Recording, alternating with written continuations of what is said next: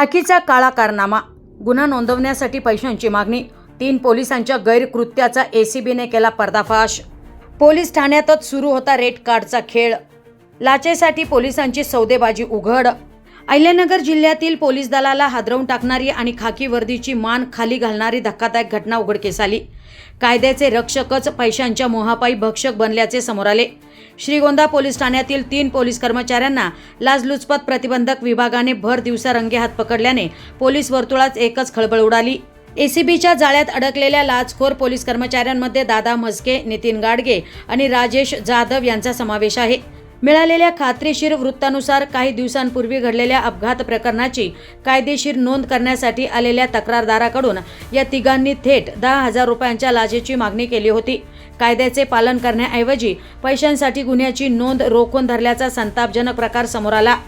तक्रारदाराने भ्रष्टाचारासमोर झुकण्यास नकार देत थेट लाचलुचपत प्रतिबंधक विभागाशी संपर्क साधला। तक्रारीची शहानिशा केल्यानंतर एसीबीच्या पथकाने श्रीगोंदा पोलीस ठाण्याच्या परिसरात सापळा रचला। दरम्यान लाचेच्या रकमेत तडजोड करत 10,000 रुपयांवरून 7,000 रुपयांवर व्यवहार निश्चित करण्यात आला। ठरल्याप्रमाणे तक्रारदाराने 7,000 रुपयांची रक्कम देताच दबा धरून बसलेल्या एसीबीच्या अधिकाऱ्यांनी क्षणार्धात झडप घालत 3 पोलीस कर्मचाऱ्यांना रंगेहात बेड्या ठोकल्या। पोलीस ठाण्याच्या आवारातच झालेल्या या कारवाईमुळे इतर कर्मचाऱ्यांमध्येही एकच धावपळ उडाली। रक्षकच भक्षक झाले तर न्याय कुणाकडे मागायचा, असा संतप्त सवाल आता नागरिकांमधून उपस्थित केला जातोय।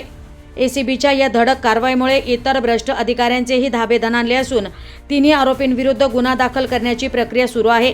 त्यांच्या आर्थिक व्यवहारासह मालमत्तेचीही चौकशी होण्याची शक्यता वर्तवली जाते।